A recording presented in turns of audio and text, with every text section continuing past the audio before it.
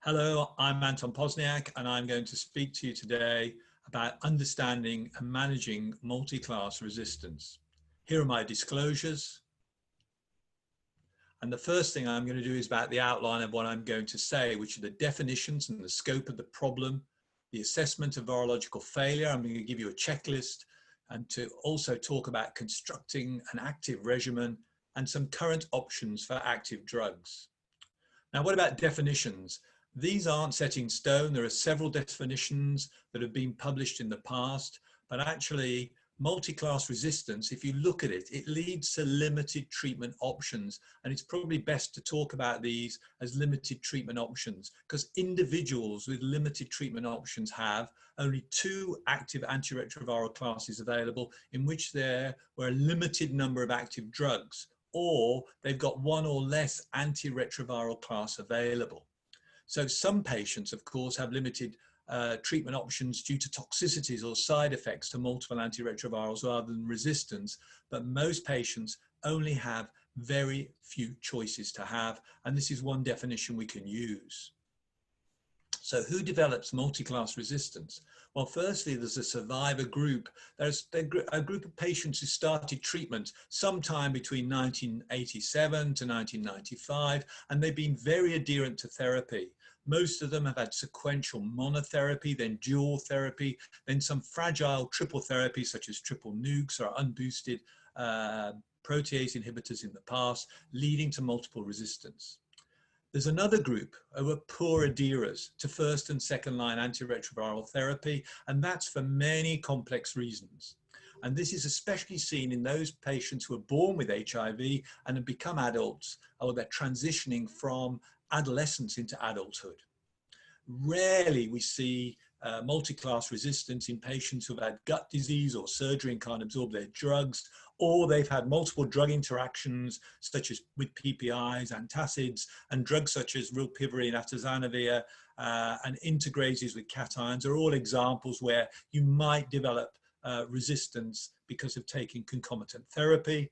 Transmitted resistance, which is multi-class, is again very rare. Now, what about those adherent people with multi-drug resistance? You can see here in the early 80s, there was no antiretroviral therapy. In the late 80s, they got zidovudine monotherapy, then sequential monotherapy and dual therapy, then some PIs, mainly unboosted, and then some NNRTIs added in. And there were highly adherent patients who were aggressively treated with non-suppressive regimens, and it led to the selection of multi-drug resistant HIV. Here's an example of someone from 1990 all the way to 2009. Look at the number of regimens they had, sequentially failing them, monotherapy, dual therapy, poor example of triple therapy in Indinavir, D4T, 3TC, drugs added in, etc., etc. So you can see these sequential therapy patients were very adherent but developed resistance. And here's an example of someone with poor adherence, started on ephedrins, TDF-FTC, switched to atazanavir, TDF-FTC, failed this, and then were given Maraviroc, FTC, TDF, and darunavir. So there you can see a patient with just second into third line with multiple treatment failure. Now, here's just the example, what I was telling you about patients who were transitioning into adult care. Nearly 56% of this group had 1 or more instances of unsuppressed viremia in the year prior to transitioning to the adult services. And if you look here, that basically black versus white patients or other was significant in terms of them having unsuppressed viremia. Now, what about transmitted resistance? Can you develop multi-class resistance without even seeing an antiretroviral drug? Well, yes, you can. It is possible, but it's extremely rare. This data from Europe shows how rare it is to actually have transmitted integrase resistance. In total, this is clinically relevant resistance, very, very rare, especially to dolutegravir or bictegravir. And here are significant drug-resistant mutations to nucleosides, again, relatively low risk, and to combinations like TDF-TAF or 3TC-FTC. So actually seeing a patient with multi-class resistant with transmission resistance is extremely rare. So I don't think we need to be too concerned with that. It's an individual clinical decision to make if you ever see a patient like it. Now, how prevalent are heavily treatment experienced patients with multi-class resistance who have got limited treatment options? This is a cohort from the United States of over 26,000 people, and you can see the rate of this has come right down with more modern therapy being used with drugs with high barriers to resistance, and you can see it's less than 1% now out to 2017, where they've recently published this data. 4-class resistance in Europe, how common is that? You can see it came all the way down over the years from 2008 to 2019 to very, very small levels now compared with the total sample size. You can see very few percent of them now have forward class resistance, but the predictors of 4-class resistance are patients who present with low CD4 counts, a high number of treatment failures, which is intuitive, and previous exposure to mono or dual therapy, as I showed you before, those long-term adherent patients. Now, how are we going to manage those patients now we've recognized them and where they're coming from? Well, the first thing is you have to review any expected potency of a regimen you're going to use, and you need to know their antiretroviral history, whether or not they have ever failed various regimens and various drugs. It really is important. It's a bit of investigative science. This is to review the whole antiretroviral history, evaluate their adherence and tolerability, look at any potential drug-drug interactions or drug-food interactions. Do you need to take those drugs with food or not? Psychosocial issues are crucial, and also to have some resistance tests on the failing therapy that you're trying to change. If you can, obtain all the historical resistance testing for archive mutations, and you can add up all of these resistant mutations into one sort of virtual virus to see what might be active or not. If you're going to use Maraviroc, obviously consider tropism testing, and you might want to monitor patients with drug therapeutic monitoring, although this hasn't been of widespread use.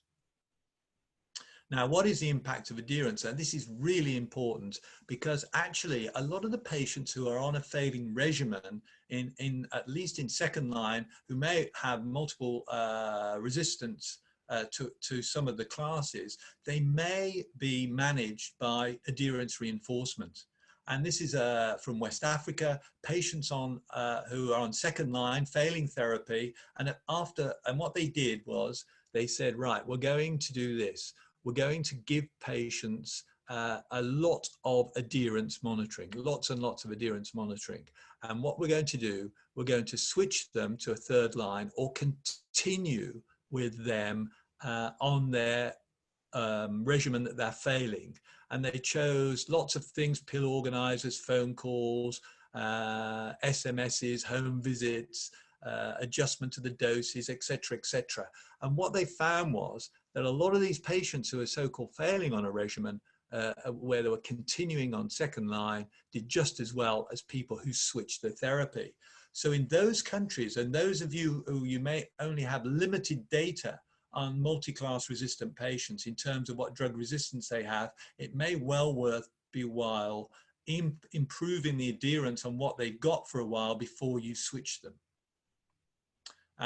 Some patients with refractory treatment failure will respond again to their current regimen if adherence is assured. And this is now from the United States. And basically, they admitted patients and gave them antiretroviral therapy. These patients had extensive ART resistance, and they said they were taking their therapy, but they didn't change in hospital. And 9 out of 20, that's quite a lot, had a virological response. So you can get some effect out of the drugs that they're on by directly observed therapy, although this is an expensive option. And it's interesting that the responders by DOT versus the non-responders had fewer number of drugs in the past and fewer numbers of mutations. And I think that that is, again, intuitive.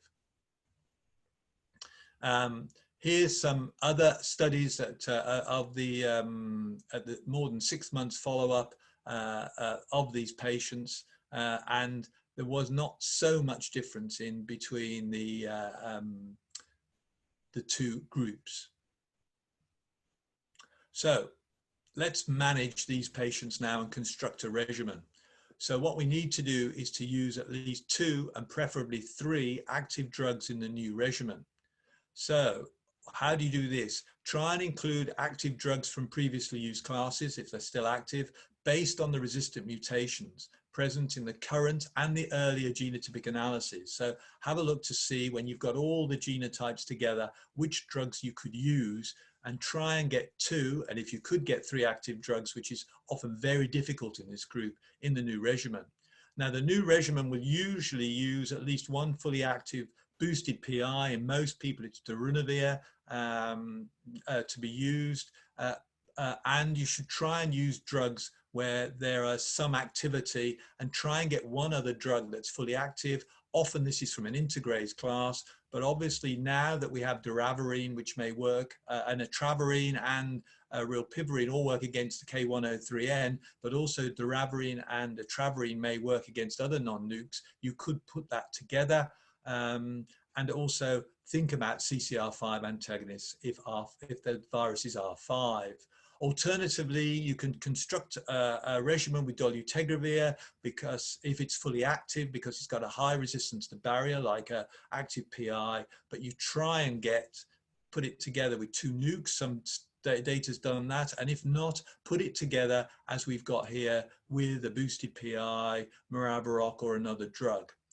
Then finally, try and use new drugs. Now, most of these new drugs aren't licensed, but they may be available on compassionate release or expanded access if there are limited treatment options using these established classes. So the principle is high barrier to resistant drugs, if you can, active boosted PI or dolutegravir if you can't use that, plus other drugs which have an activity. And don't forget that it may be possible to use a CCR5 antagonist. New drugs, if they're available, could really be very effective. Here's some data from 3rd-line treatment that was published recently, and basically it showed in these patients who had lopinavir ritonavir resistance but hadn't had an integrase or darunavir or etravirine, if you put these together, here's various combinations, you can see the patients did extremely well.